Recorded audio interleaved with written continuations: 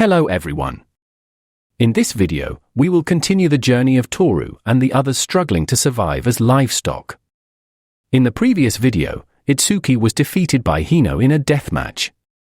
And now we will see the fight between Toru and Harasaki. Without further ado, let's get into the video. Don't forget to subscribe. The next fight is between Toru versus Harasaki. Before the fight started, Harasaki got a very good weapon in the roulette, an axe. It's Toru's turn, and yeah, he got a disadvantageous weapon, an umbrella. A duel with an axe vs an umbrella.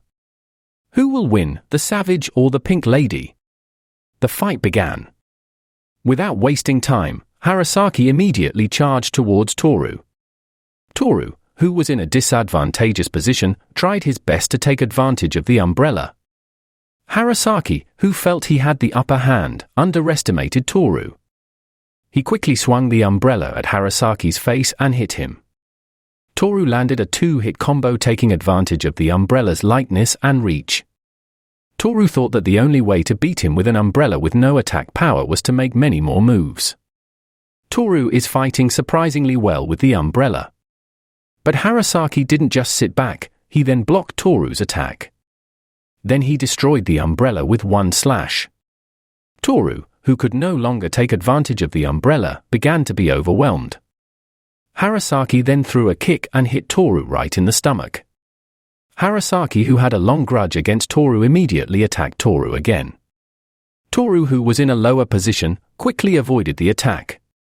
Toru quickly saw an opening, immediately stabbed Harasaki's eye with his broken umbrella. Harasaki's eye has been skewered. Can Toru defeat Harasaki? Watch until the end. With the rest of the broken umbrella, Toru used it as a weapon. Apparently, Harasaki had not fallen, he pulled the umbrella out of his eyes. Suddenly he said, "I've decided not to kill you. I'll buy you and keep torturing you again and again, until your life is hanging by a thread, only to treat you. Endless torture until you go out of your mind." He then threw his axe at Toru. He couldn't avoid it and could only block it with his hand. Harasaki, who didn't waste the opportunity, immediately charged at Toru with his fist. With one punch, Toru fell. Harasaki held Toru's head and continued to punch him. Suddenly, Toru heard a voice in his head. Toru was surprised by it, he thought it was a hallucination. The voice said that Harasaki had a blind spot. Toru realized that the voice was his friend, Kippei. Toru, who had almost given up, now got back up.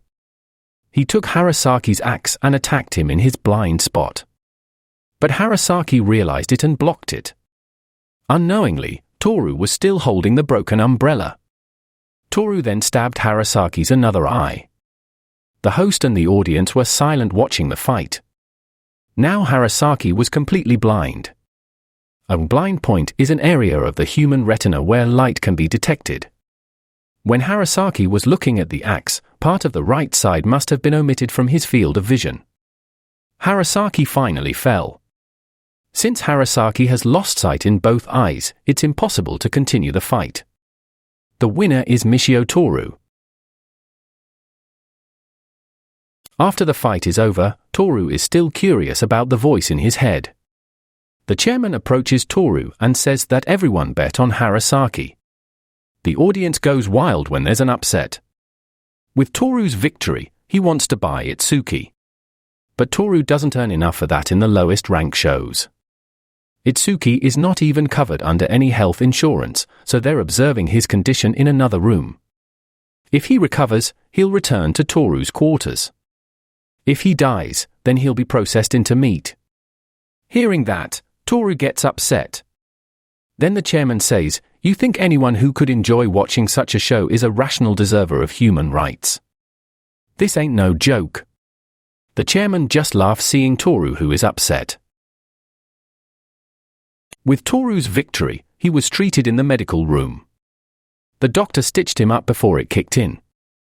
Suddenly one of the guards told Toru that he had a visitor. The guest was Kippei, his best friend.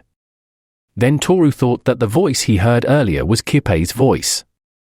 And sure enough, it was Kippei's voice. Toru then thanked him for saving him. They both went to the meeting room. In the meeting room, Kippei admitted that he paid the chairman to be able to talk to Toru for 30 minutes. As things stand, Toru is grave danger. Everyone expected him to get his ass handed to him in that fight earlier. But it turned out exactly the opposite. Now everyone has high expectations. And next, Toru is to be pitted against an incredible opponent. Toru was confused by Kippei's words. According to him, the fight earlier was a stroke of luck. His next opponent is a rising star with overwhelming power. Toru tried to ask Kippei's father for help, but he doesn't have that much influence. But it's boring to have a fight if the outcome will be obvious. It's a total waste. So, he has come to verify if Toru is still in his rebellious phase. He has got tools and a perfect copy of the floor plans of the casino. If you're gonna die anyway, let's have some fun. Now's the only chance you've got to take a big gamble. Kippei and Toru then carried out their plan. He then went out of the meeting room. Outside, there was a guard on guard. Without wasting time, Kippei took out a stun gun and knocked the guard unconscious. Toru then wore the guard's clothes. They're lucky that guy was average size. But how Kippei be able to get all that stuff in there? What's going on with the security check system? He simply answered, "Long live the privileges of the upper class." Kippei found a way. Toru was still curious why he helped him this far. Kippei had both human rights and high status. He then answered, "You'll be saved, and it'll be fun, so what reason is there not to?" He just wanted to have fun. Toru was a little surprised by Kippei's answer. Toru said his sense of fun is so fucked up. Then Kippei answered, "Would you rather continue the same peaceful life forever?" "It drives me nut." Toru asked, "Everyone in these assholes wears an elegant mask, and this place like the bearskin beneath it." And Kippei answered, "Yeah, those who eat at fancy Italian restaurants are supported by dumpsters full of dead livestock. They claim only rational human beings receive human rights, yet behind closed doors they're making us kill each other. Man, it's twisted." Toru also made an analogy about bees. People can't be like bees. The social roles of bees are incorporated into their DNA. The queen doesn't need to work, so her legs degenerate. The drones for mating die after a single ejaculation. Do they have to stay a virgin or die? Yeah, it's written into their DNA. The human rights system tries to force social roles onto people like bees. But humans are not bees. A peace built on sacrifice is warped and twisted, don't you think? Kippei then answered, "But it's also our DNA that makes us want to divvy up social roles like bees, isn't it? Work for me. Let me have fun. Let me do whatever I please. We squeeze everything out of livestock so that we can have a good time, and it's definitely because of human DNA." Toru then said, "I don't want to believe that the true nature of man is to murder the innocent without a shred of guilt." Kippei just answered, "I know, I'm just talking about DNA. We aren't vehicles for DNA." That's certainly correct. After a long chat, they arrived. At that place, Toru saw Itsuki and Harasaki. Then one of the guards at the place took out a hoe with 5 prongs and stabbed Harasaki's stomach. Then the guard took Harasaki's body to a mysterious room. The room was a human dust chute. Next was Itsuki. Toru, who saw that, wanted to help Itsuki but was held back by Kippei. After throwing away the 2 bodies, the guard cleaned the room. Toru began to understand Kippei's plan. Beyond there is where they store the dead bodies. It's set apart and should have laxer security to make it easier for people to come and collect corpses from the outside. Hearing that, Kippei praised Toru, considering the time constraints and his limited knowledge of that place. For the last time, Kippei asked, "Does Toru still intend to rebel?" Toru said, "Of course. I'll struggle until the very end." After the guard left, they both went down. Kippei and Toru entered the room where Harasaki and Itsuki's bodies were thrown. But before they jumped, Kit-Pei asked, "Don't corpses carry germs and release gas?" Toru answered, "Yeah, if they're just left to rot.